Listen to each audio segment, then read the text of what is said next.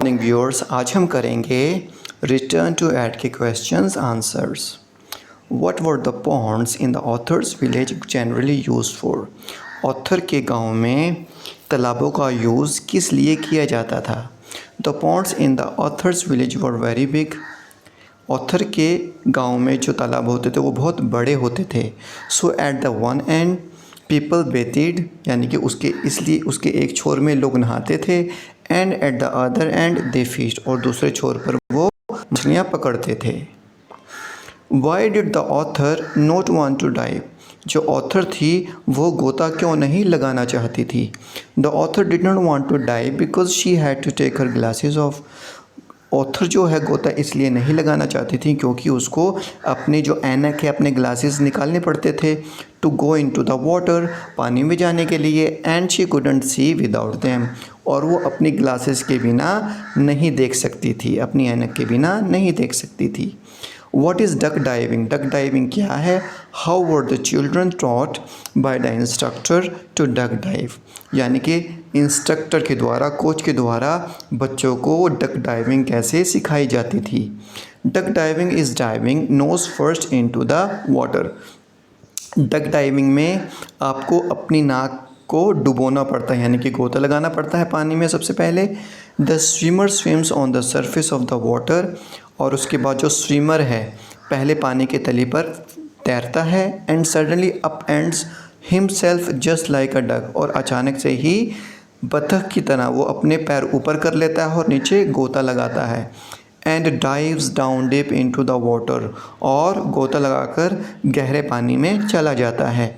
Swims about a bit, नीचे कुछ देर के लिए तैरता है पानी में। And then comes up again, और बाद में फिर दोबारा से ऊपर आ जाता है। The swimming instructor taught the children to duck diving by throwing a brick in the water. यह जो कोच था वो बच्चों को जो डक डाइविंग सिखा रहा था, वो कैसे सिखा रहा था? पानी में ईंट फेंक कर। The children had to swim down to the bottom of the pond. अब बच्चों को क्या करना होता था? तैरकर पानी की तली में जाना होता था। पिक अप द ब्रिक, ईंट को उठाना होता था। And bring it up again, और उसको दोबारा से वापस लाना होता था। What did the swimming instructor throw in the pond? यानी कि जो स्विमिंग इंस्ट्रक्टर था उसने पानी में क्या फेंका? What were the instructions? और उसने क्या क्या निर्देश दिए? The swimming instructor threw a brick in the pond. Swimming instructor ने पानी में ईंट फेंकी। It was a brick with a bit of old white flannel around it. ये एक ईंट थी जिसके ऊपर हर वाइट कलर की पट्टी लिपटी हुई थी to make it show up under water, ताकि पानी के अंदर इसको आसानी से देखा जा सके। The instructions were to swim down to the bottom of the pond. जो निर्देश थे वो ये थे कि बच्चों को गोता लगाकर पानी की तली में जाना था। पिक अप द ब्रिक, ईंट को उठाना था। And bring it up again, और उसको वापस लाना था। How does the narrator describe the changing colour of water? यानी कि जो नैरेटर है वो पानी के बदलते हुए रंगों के बारे में कैसे बताती है? Why do you think the colour change? आपको क्यों ऐसा लगता है कि पानी के रंग क्यों बदले? The author says that at first the water was like thick greenish brown lemonade. Author हमें बताते हैं कि सबसे पहले तो पानी का जो रंग था वो गहरा हरे और भूरे रंग का था। Further down it became just a dark blackish brown. जब वो और नीचे गई तो इसका जो पानी था बिल्कुल काला भूरे रंग का हो गया। The colour changed on going deeper, यानी कि और जब वो गहराई में गई तो पानी का रंग और बदल गया। Because less sunlight reached this depth, क्योंकि सूरज की जो रोशनी थी वो बहुत ज़्यादा कम पहुंच रही थी पानी के तहमर। What were the narrator's fear? Narrator के डर क्या क्या थे, यानी कि नैरेटर के मन में कौन कौन से डर थे? The narrator fear that she might get lost under water. सबसे पहला डर उसका ये था कहीं वो पानी के नीचे खो ना जाए। Perhaps she had swum under water too far, और उसको लगा कि शायद वो पानी के अंदर बहुत ज़्यादा तैर चुकी है। Perhaps she would come up at the far end of the pond, और शायद वो तालाब के दूसरे छोर पर बाहर निकले। Amongst all the fishermen, or perhaps she just wasn't going to find the top and the air. हो सकता है जहाँ पर वो फिशरमैन हों जो मछलियाँ पकड़ रहे हैं वहाँ पर वो जाकर निकले, या फिर शायद उसको जो पानी का जो टॉप है ना, पानी की जो सतह है वो कभी मिल ही ना पाए और उसको दोबारा कभी हवा ना मिल पाए। तो ये सारे उसके डर थे। How was the narrator greeted when she reached the surface, यानी कि जब नैरेटर पानी के ऊपर पहुंची, सतह पर पहुंची, तो किस तरह से कोच ने उसका अभिवादन किया। On reaching the surface the narrator was greeted with shouting from the bank. जब नैरेटर पानी के सतह पर पहुंची तो सब ने शोर मचाकर उसका स्वागत किया।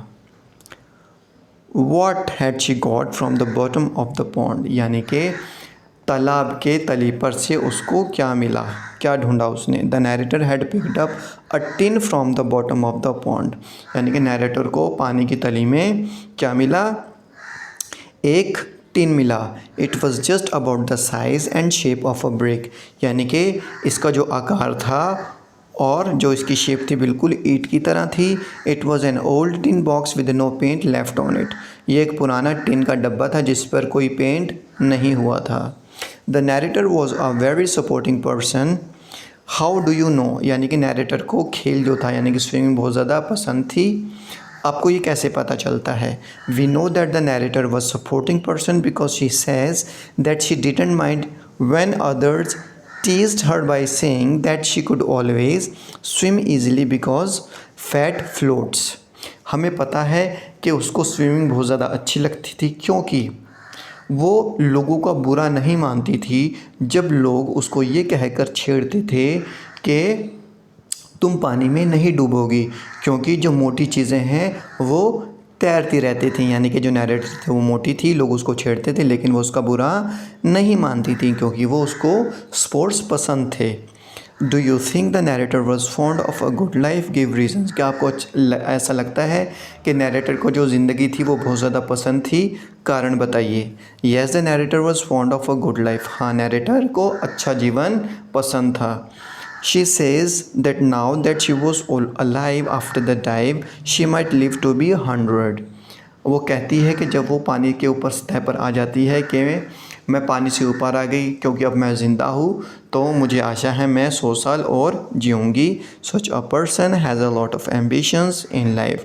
इस तरह के व्यक्ति के मन में बहुत ज़्यादा आशाएँ, ambitions होते हैं। The story of the narrator's learning diving is more about her conquering her fear. यानी कि नैरेटर की जो ये कहानी है ये सबसे ज़्यादा इस बारे में है कि हम किस तरह से अपने डर के ऊपर जीत हासिल कर सकते हैं। डू यू अग्री, क्या आप इस चीज़ से सहमत हैं। वट वर हर फियर्स, उसके क्या क्या डर थे। How do you know she had conquered her fear, आपको कैसे पता चलता है कि उसने अपने डर पर विजय हासिल कर ली। Yes the story of narrator's learning diving is more about her conquering her fear, हाँ ये जो कहानी है ज़्यादातर इस बारे में है कि किस तरह से नैरेटर ने अपनी डर पर जीत हासिल की।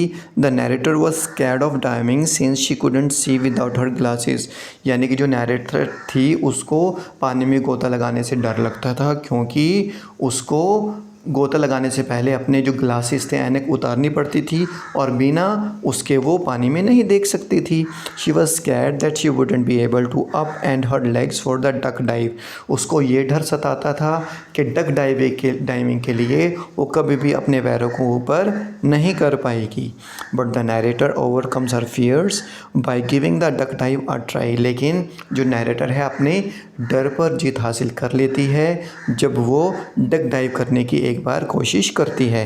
She reaches the bottom of the pond, वो तालाब के तले तक पहुंचती है। एंड रिसर्फेसेस सक्सेसफुली, और पानी की सतह पर दोबारा से सफलतापूर्वक वापस आ जाती है। Why do you think did the narrator want to preserve the tin always? आपको क्यों लगता है कि जो नैरेटर है उस टिन के डब्बे को हमेशा संभाल कर रखना चाहती है।